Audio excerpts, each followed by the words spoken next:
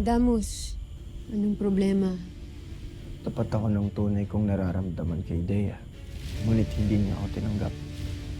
Isipin mo na lang na ganito. Baka hindi pa ngayon ang tamang panahon para sa inyong dalawa. Batid ko na wala kang pagtatanggi sa akin, Tamara. Ngunit nais kong malaman na nasa iyo lamang ang katapatan ng aking puso. Naway makarating sa iyo ang kalulot ng sakto upang kahit papanig, maalala mo ako. Huwag kang mag-alala. Malapit nang matapos ang aming tungkol. Pinadakip ng pinuno ng konseho ang mga mini-ave dahil sa pagdukot nila sa'yo. Mali ito! Wala kaming ginawang masama. Mabuti naman at nahuli na rin ang mga miniyabing ito. Hindi na kayo makakawala pa upang mawakasan ng paggawa ninyo ng kasamaan. Palayain niyo sila. Ngayon din! Handa kami makinig sa iyong utos, kamahalan, kung ito ang utos ng konseho. Magkapit-kapit kayo lahat sa akin. Ngayon din!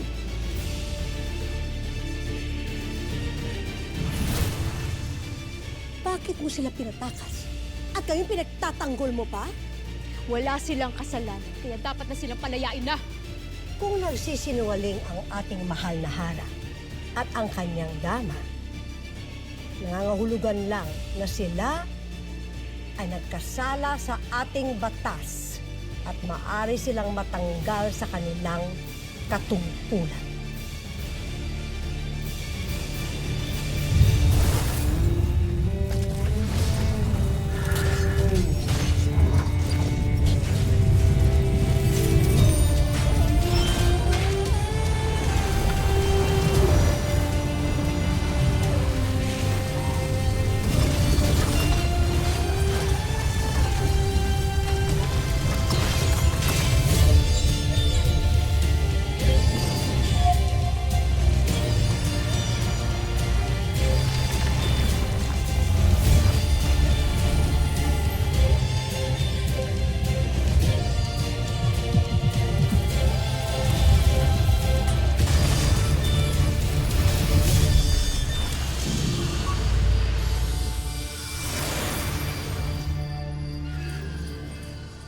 Malinaw ngang ito'y labag sa batas. Kung mapapatunayang nagsinungaling ang mahal na Hara. Ngunit bakit hindi muna natin hingin ang panig ng mahal na Hara? Anong masasabi niyo, mahal na Hara?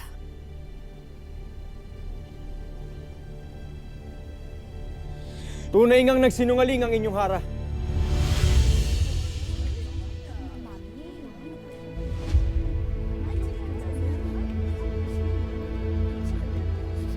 Walang ginawang masama ang aking mga kasama. Ngunit ako mismo ang umakyat sa inyong palasyo at bumihag sa inyong mahal na Hara. Kaya ako na lamang ang inyong parusahan. Huwag ang aking mga kasama. Lalong huwag ang inyong Hara. Parusahan ang miniati na yan! Sandali! Sandali! Bilang inyong Hara, ay pinapatawad ko ng nagkasala at tinatanggalan ko na rin siya ng parusa. Hindi maaari, mahal na Hara. Lalo na't nakasaad sa batas ng Sapiro na sino mang magtangka sa buhay ng Rama o Hara ay papatawan ng parusa. Ang salita ng Hara ay maituturing na rin na batas, kaya ako na ang nagsasabi. Pinapalaya ko na siya sa lahat ng kanyang parusa. Pinagtatanggol mo pa ang Vedalhe? Ang dumukot sa'yo, Hara? Gusto na, mahal na Hara. Hindi mo na ako kailangan ipagtanggol pa. Buong loob kong tatanggapin ang parusa sapagkat totoong nagkasala ako sa inyo.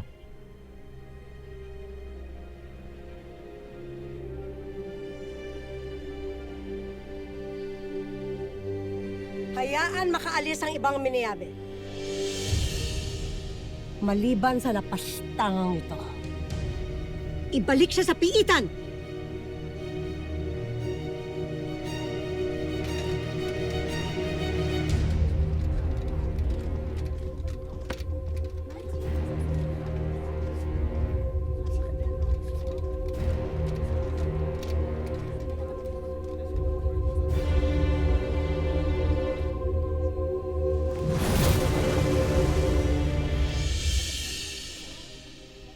Avisala sa inyong lahat. Marahil ay hindi pa ako huli sa pag-iisang dibdib ng aking anak. Tamang-tama lang iyong pagdating, Hara ng Lireo. Sapagkat ngayon pala mag-uumpisa ang banal na kaganapan sa pagitan ni Soldarius at ang iyong anak.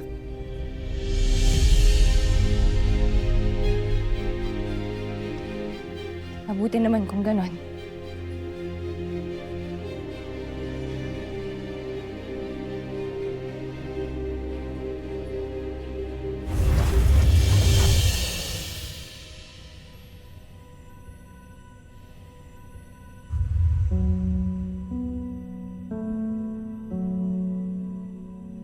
At tunay nga ang aking nararamdaman para sa'yo, Dea. Matagal ko nang itinatago sa'yo to, Dea. Ngunit hindi ito maaari, Adamus. Isa pa wala itong patutunguhan. Pagkat sa sandaling magtagumpay tayo, ako ay magbabalik na sa Miniave at alam mo yan.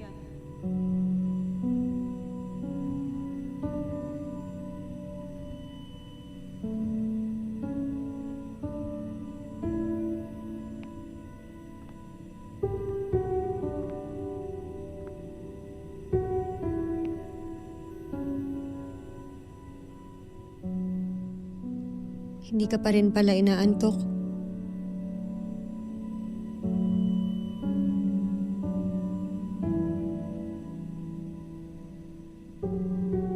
Dea, nagkwento sa akin si Adamus.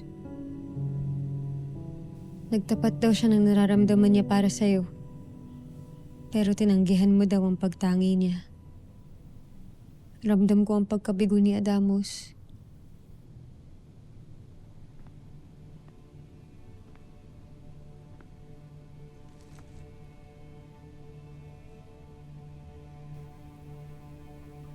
May nakwento pa siya sa akin. Sabi niya, kailanman ay hindi daw siya susuko sa'yo. At balang araw, nakikita niya na ikaw ang kanyang makakaisang dibdib. Paumanhin kung siya aking nasaktan o nabigo. Ngunit hindi ko maunawaan kung papaanong nakikita niya na ako ang nakakaisang dibdib niya balang araw, Tera. Ganyan sa Miniave ay hindi naman namin nakasanayan ng pag-iisang dibdib at pagkakaroon ng kabiyak.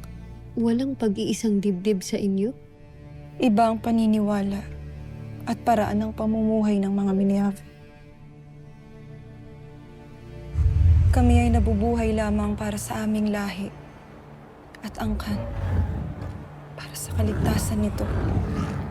Lalo na noong mga panahong kami ay nabubuhay sa panganib dahil kay Arsus at ang iba pang mga tribo na walang ibang nais kung hindi kami ay puksain at kainin.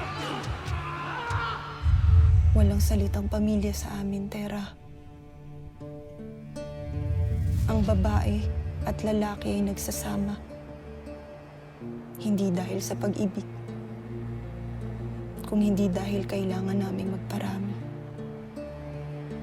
upang magpatuloy ang aming lahi at hindi kami tuluyang maglaho. Hindi namin kilala ang salitang pag-ibig. Ang alam lamang namin ay ang aming angkat, ang aming lahi. Doon umiikot ang aming buhay. Kaya't papaano ko isusukli kay Adamus ang pag-ibig na kanyang nais? Bukod sa pagiging sangre, ako ay sa paring Miniave, Tera. Kaya't sa oras na matapos ang ating tungkulin,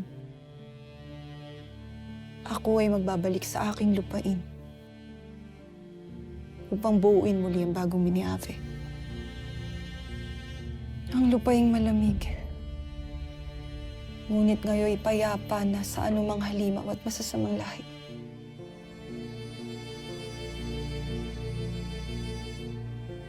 Naiintindihan kita, Dea. Wala kang kailangang pilitin. Basta mangako ka na hindi ito makakaapekto sa atin.